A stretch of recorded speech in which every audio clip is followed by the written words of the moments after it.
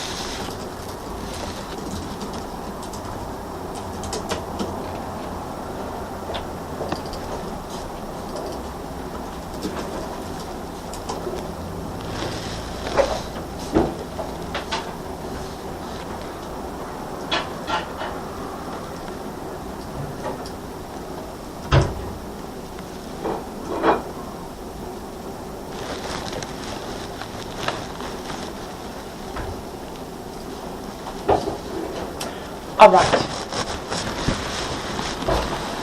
How are you? Good. Good? Yeah. And the conference was good? Yeah, all good. I've got your documents. Okay, cool. So, I had a look at this yesterday. Yes. And I had a look at this as well.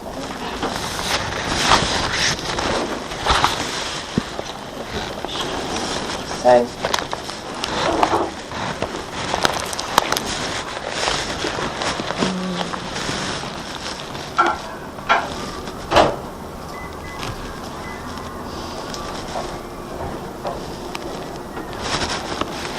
so we're aiming for type 2, okay?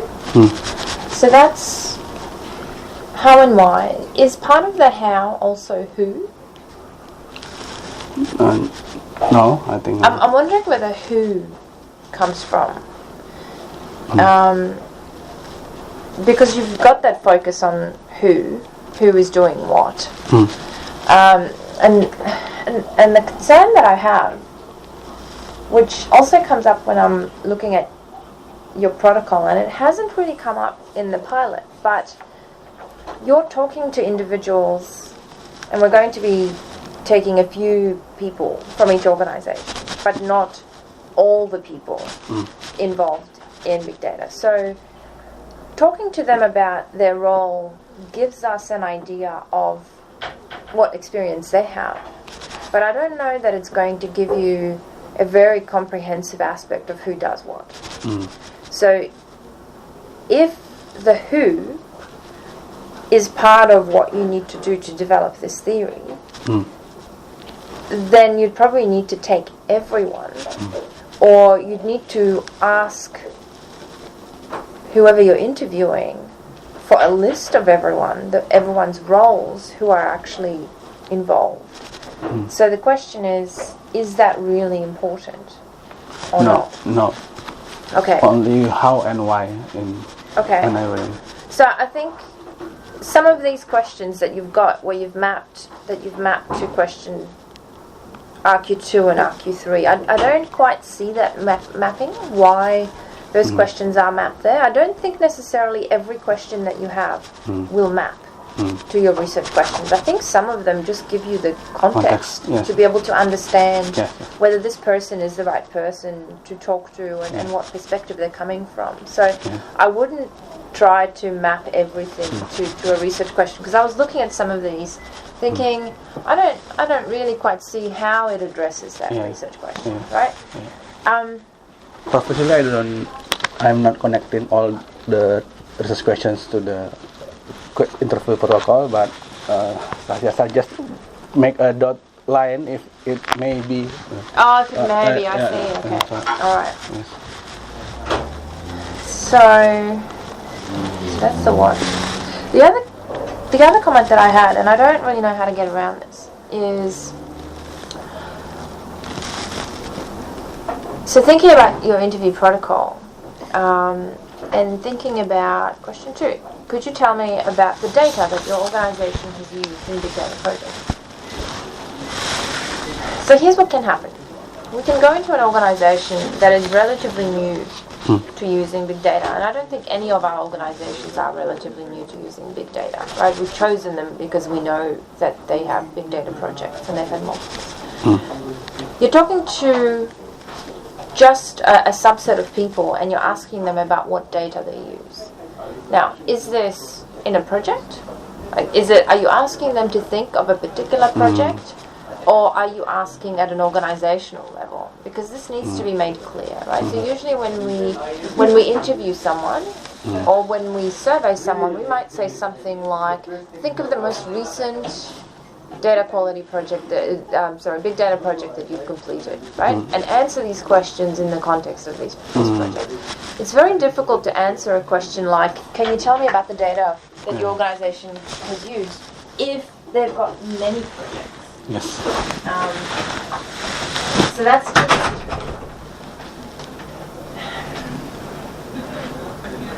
something that you have to figure out in terms of what you really want to understand here. Yes. Is it comprehensive? Is it tell me about every single bit of data that you're aware of, which in some cases could be massive? So something you need to think about in terms of how to improve that and get a more comprehensive or complete answer. Yes. And, is it project level or organizational level? I think that's a very important question. Now,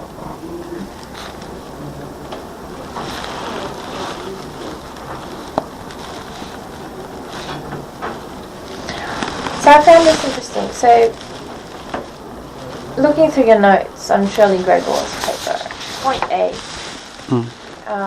it says, although other interpretive theory is framed in such a way that it includes testable propositions, making it possibly type 4. Now, I hate to go back to the whole discussion we had about, what type of theory are we developing, but it very much seems to me that at the end of your theory, you're developing a boxes and arrows model, which implies you're developing testable propositions. So if testable propositions is type 4, when I read this, I thought, if Shirley says that if you have testable propositions, then it's possibly type 4, then I think we really need to make sure whether it is type 2 or type 4. And ensure that whatever is needed for type 4, we are actually covering in this protocol as well, if we decide that it's likely that that's what it is. Because what I would hate to have happen is to go down that pathway and then to have an examiner say, well, actually, no, this is a type 4, it's not a type 2. And then we go, oh, but we're missing these elements for a type 4. So the question that I have to you is, what are the elements that are required for a type 4? Just double check that, go back, and go back to the definitions and let's have a look at them again and make sure that we're definitely type 2 and not type 4. because I don't know what your view of it is, but very much, like the I&M journal paper, we've got factors, and here we're getting factors out of it, and we're looking at relationships between factors, which might lead us to then say data quality and this and this and this impacts effective use of big data. So I was concerned by that, which I think just needs a little bit more reading. Yes. Now, the conceptual map. For the conceptual map, so I've gone through this, and I think I have no issues with some of these later questions around,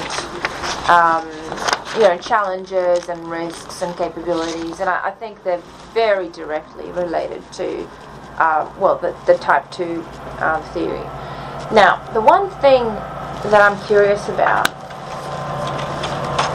your research question 3, how did it needs to be rephrased. What are the relationships between the factors that affect effective use of big data? Right? So you're looking at interrelationships between all the different factors? Yes. Is that right? Yes. So how do you, and I know that you've mapped many things to RQ3, but I actually don't see the questions that tease out the actual relationships. So if I look at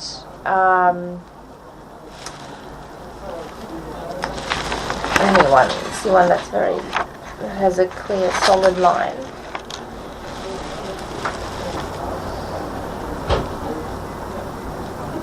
What capabilities or support mechanisms impact on the effective use of big data? We're talking about one relationship there. We're talking about the relationship on the dependent variable, which is effective use of big data, right? Right. But the way that I understand your RQ3 is also relationships between the factors, not just the IVs and the GVs, but between the IVs. Or are you not interested in the relationships, the impacts between those factors? I think we are interested between IVs. I think we should be. Yeah. And as I read through your protocol, I was wondering, where does that happen? So we certainly have the questions that look at the relationship between the DVs and the IV. So what impacts big data, effective use of big data, what supports it, and so on.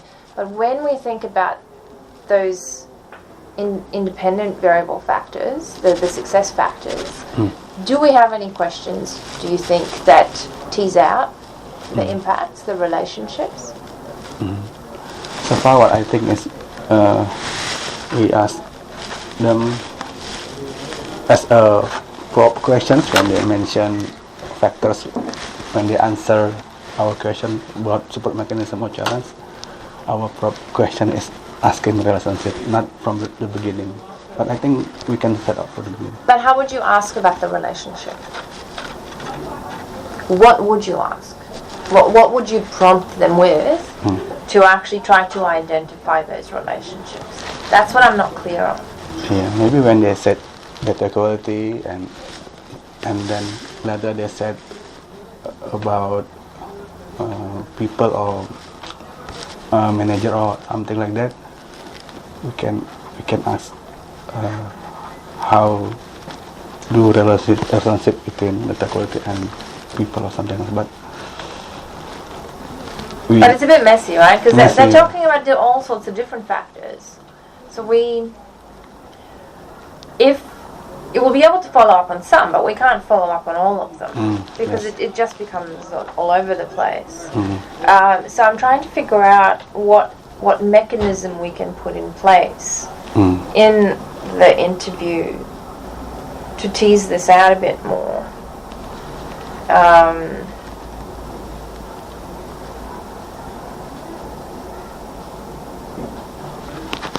But nothing really comes to mind at the moment. Yeah. So it's just I think we need, I just have a feeling that we need just a few more questions in here that would allow us to follow up in a comprehensive way on relationships between them. Whether it's a sort of a summary question, so if we take all of the challenges, for example, and then all of the capabilities, if we have a wrap-up question and say, well, you've mentioned X, Y, Z and X, Y, Z, how do you think, do the capabilities help to alleviate some of the challenges? Are there interrelationships between them? It's poor form to ask directly about relationships. It's sort of very direct question. So I think we need to think of a better way to do it. But somehow I think just at the end of question 3, which is really where your independent variables are being explored, we need some sort of an additional question that wraps it up. Either there or maybe, at the end of the interview, after we talk to them about what does big data mean to you and effective use of big data. Perhaps right after key learnings, right? So once they sort of summarize your key learnings, we can summarize to them, okay, so you've told us that these are the challenges, these are the capabilities. How do you think that they mitigate each other?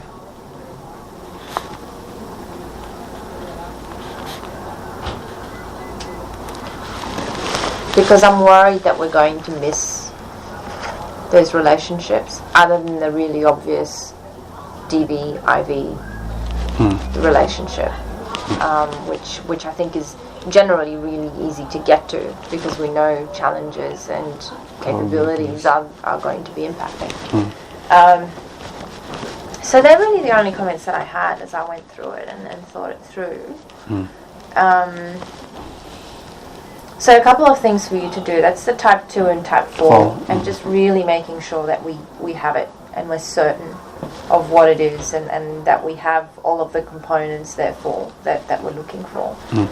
And just having a think about how we can shape that wrap-up question so that we can identify relationships in a more comprehensive way. What are the next steps?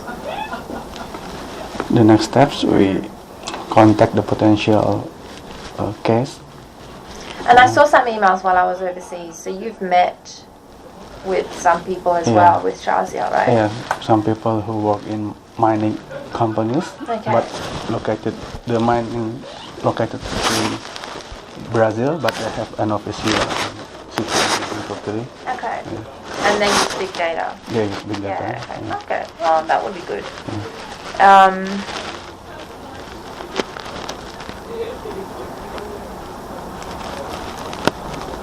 That's right. I felt like I was forgetting something. The question about organizational level versus project level questions. And how we frame it up front about what, in terms of what we want them to talk about.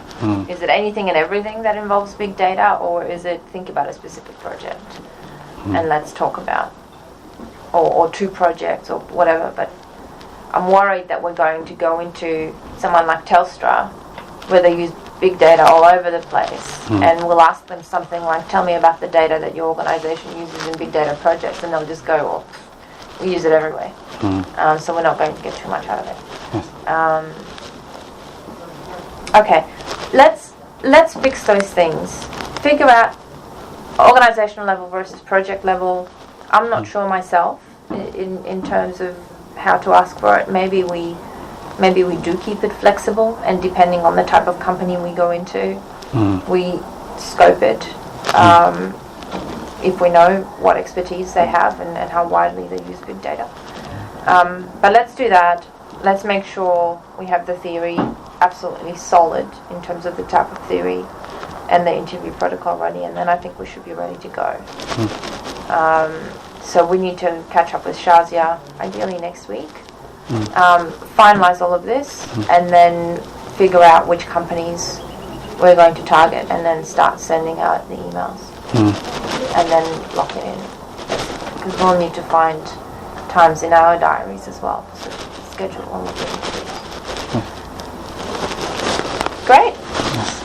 Was there anything, I've asked you this before on email, but was there anything that came out of the Paxis presentation that might give us input into the interview protocol and how it might change? In terms of interview protocol, no, but they encouraged me.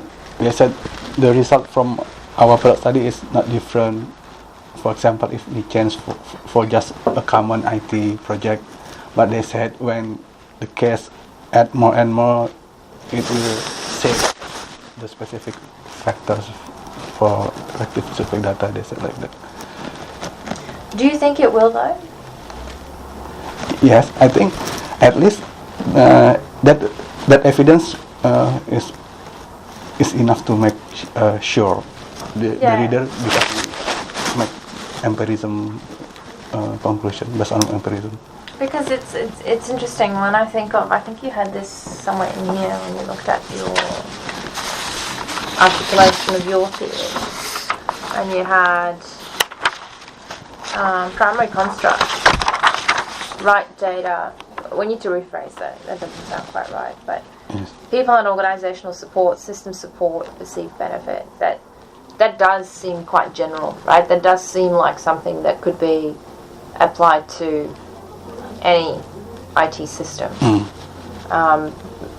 Maybe other than the systems. Well, system support definitely. So perhaps the constructs might sound general, but the context, the richness of the data through the case studies will actually make it specific. But I would be surprised if we came up with constructs that are very specific to big data projects, because I think they will be along the lines of data quality, the right people, the right expertise, the right systems, and buy-in from the organisation, which is quite generic. And I don't think there's necessarily anything wrong with that, but I think it's going to take effort to tell a story in a way to make it sound interesting and very contextualized. Does that make sense? Yes. All right. Do you have any other challenges or questions at the moment that we need to sort out? No. Okay, good. Yeah. It's a good way to be. Okay, so 3 things for you. Yes. Organizational versus project level. Have a think about that and how we frame it. Yes. Type 2 versus type 4, and just making sure, maybe just come up with a table. This is what you need for type 2, this is what you need for type 4, and this is what they are, and let's once and for all just make a decision and write down the argument so that we can go back to it and, when you're writing and say, okay, this is why it was chosen, and move on. And then the wrap-up question. Yes. And then I think these were all... Oh yeah, these are all fine.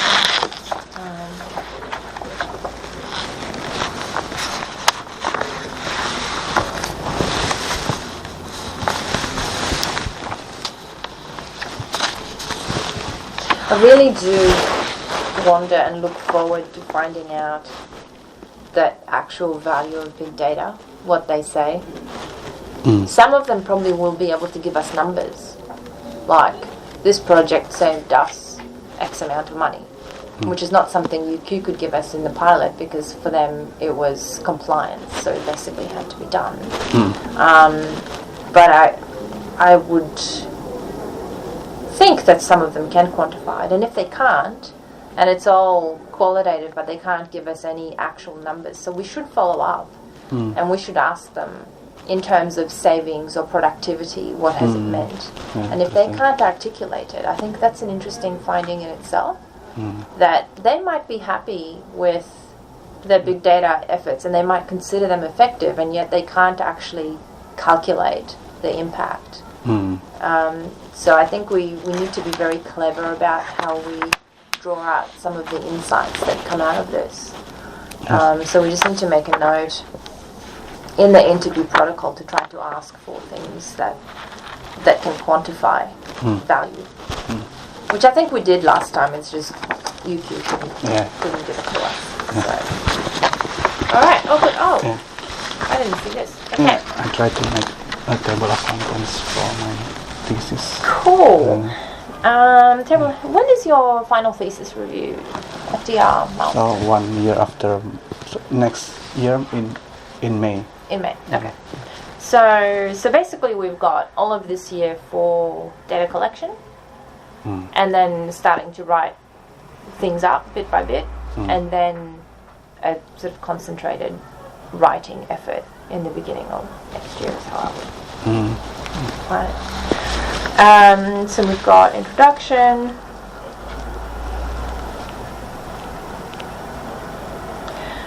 research context, vision, purpose and questions. This is outline, that's all good.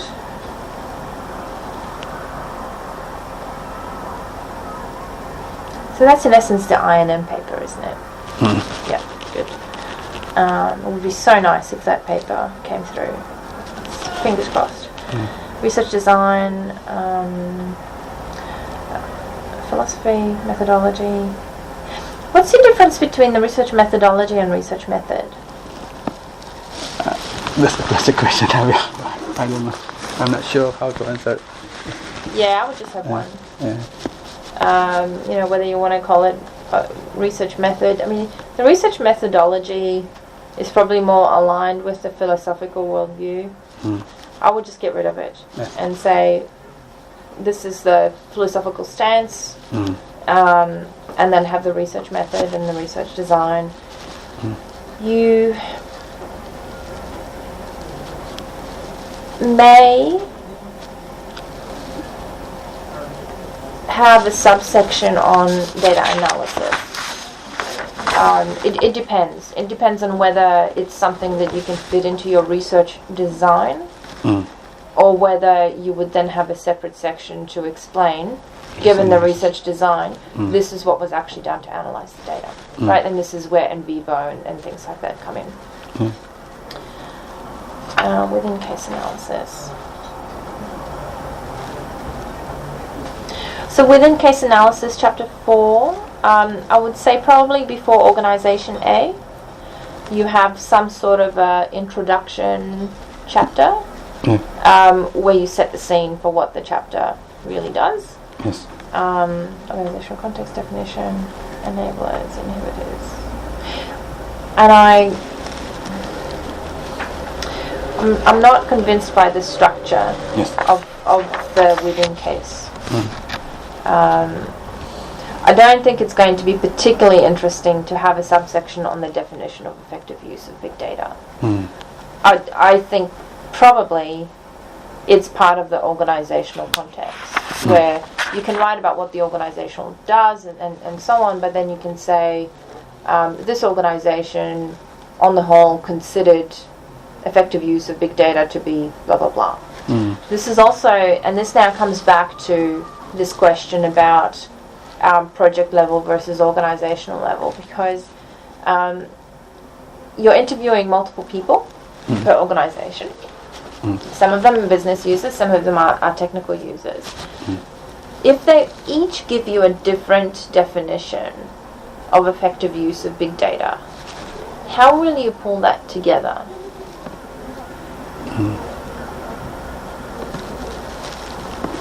So far, I will identify the keyword and highlight, maybe, I don't know, the most mentioned by all of them. I think we should step away from this goal of we must have a definition per organization, because I think an interesting finding might be they all have a different definition. There is no consensus. The one organization, this might have been one project, we've interviewed 5 or 6 different people. Every single person had a different perspective on what big data was and what effective use of big data was. So you don't necessarily have to bring it together and identify keywords and look for commonalities, because I think a useful finding might be they all have a different perspective. And so one of the recommendations for organizations might be, as a first step, before you invest in a big data project, you actually need to do a communication exercise and make sure that everybody's on the same page about what big data is and what effective use of big data would mean in the context of that organization. Because then you unify them, so you sort of create a purpose, right, and a goal. But I'm hesitant sort of looking at this definition. I don't think it's a particularly exciting section. So I think for now, let's leave that flexible. Yes. How we would actually structure the within case analysis. I think the enablers and inhibitors are a given, right? Perhaps there's a section in on perceived value as well. That's just something that I think will emerge once we do a case and we can look at the data that's there. That's when you can best figure out how do we actually structure the within case write-up. Yes. And then we've got cross-case analysis. Again, common definition. Don't know, we may not be able to, right? So maybe just call it defining effective use of big data rather than common definition. And then, maybe there is a common definition, maybe there isn't. Let's not assume that there is, we don't know. And then we look for enablers, inhibitors, again, maybe value, perceived value. How about risk? Do you think because we asked about risk? Potentially as well. So I think, like with Chapter 4, with Chapter 5, let's wait until we have done a case and let's see what really comes out. Because it's going to be a proper big data case. I mean, risk did come out in our UQ one as well. But let's just see. But I think it's an appropriate structure. It's just, let's see what some of those subsections might be. Yes.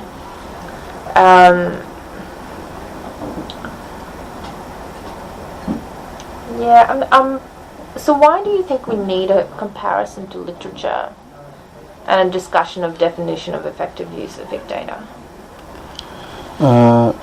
Why we need literature comparison?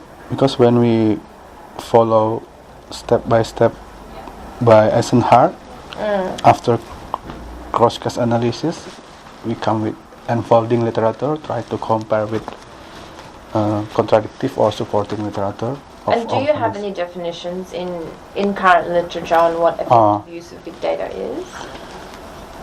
No. So definitely, there's no definition.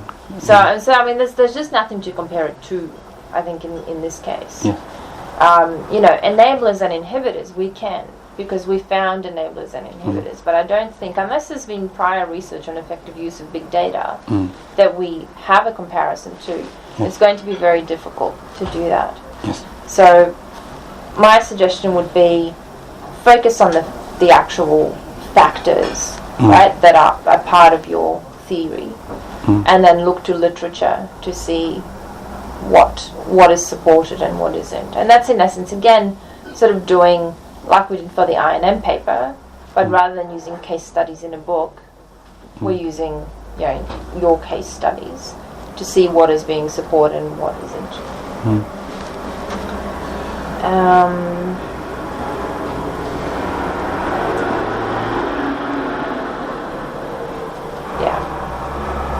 I think for implications for research and practice are nice.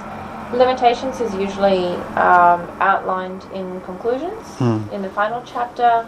Yes. And some of your final chapter headings, need to be like revisit the research objectives and questions. That's not really a section heading, right? So that's the we'll just call it something else. Whether we call it a summary followed by contributions followed by future research directions, I think that would be fine. Yes. So that looks good. Yeah.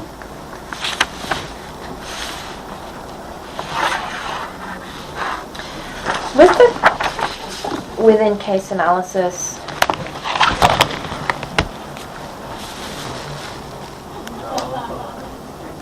the organizational context might need to be a bit of a narrative. in terms of, so it's not just what they tell you, it's also maybe looking at some of the websites and sort of developing an explanation of the organisation, how long it's been around for, what it does, and then going into how it uses big data, which starts to pull out some of the questions from the interviews, and then the people that we talk to and how many people are involved and so on. So that's a good point, actually. So somewhere in here, when we talk about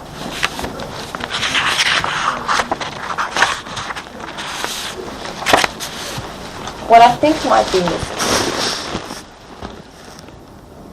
is things like well, I don't want to call it organizational structure, but who uses big data in your organization? So we're talking about a single person, right? We're talking to a single person. But what we want to know is how many people use it? How widely is it used through the organization? Is there a team that's dedicated to it? You know, we're talking to some of these people. Are they the only team? Is there another team? Does each department have their own little team? So I think that is also a useful cross-case comparison, where you look at these organizations and they all might be quite mature in how they use big data, but they have different approaches. One might have a team that is dedicated to it. The other one might have it spread out throughout the organization. And that, even though that may not be, while that may or may not be a factor in your study, maybe how it's set up, that organizational support, the structure of it, is something that we should be able to comment on. And it's not something that we can get from online materials about the company. So maybe just the settings, a little bit more in terms of where does support for big data projects come from in terms of expertise in your company. Things like that. We need to keep it a bit flexible because every company will be different, but I think we need to tease that out. Just get more of that context. Yes. Okay. Great. Thank you. All yours. Here's your certificate. Ah, cool. Nice. Did you enjoy Japan? Yes, a lot. Did you stay some more, or did you just go for the conference? Stay somewhere. Yeah. Good. And did you travel, or you just stayed? Where was it at? Yokohama. Yeah, of course I traveled to Tokyo. Yeah. Okay. Good. And it was fun. It's really fun. Excellent. Thank you for your support. All right. Perfect. Yeah. Did you get it sorted out? All of the finance reimbursement stuff? Yeah, I submit all the documents to finance at Faculty of Business, Economic and Law Yes. at 6th of July. And until now I still not received, but I'm asking. Follow up on it Yeah. eventually. They're a bit slow because we've just they've been centralised. So every school has had its own finance, and they've only recently been centralised to a faculty. So they're, I think, overloaded. But just make sure you follow up and it doesn't fall through. Thank you. Good. Thank you. See you next week. Yes. Kazia will Yeah. figure it out. Yeah. Thank Okay. you. Bye.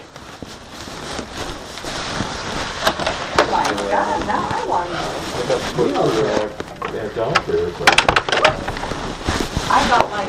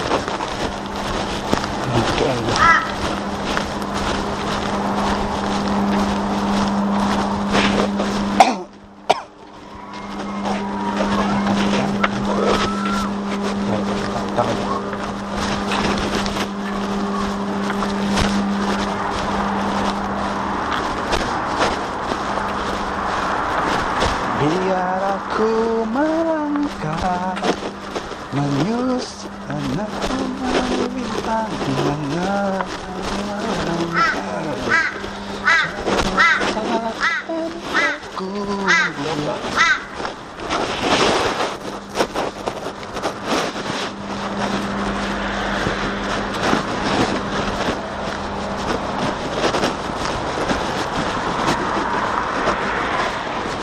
in May next year. Ketulusan hatiku.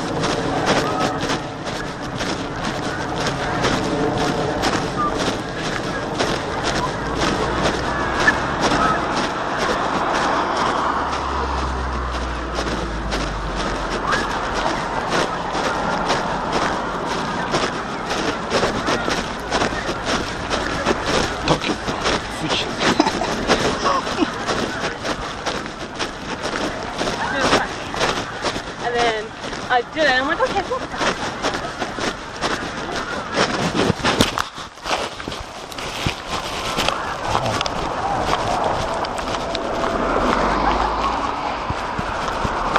Ketulusan hatiku.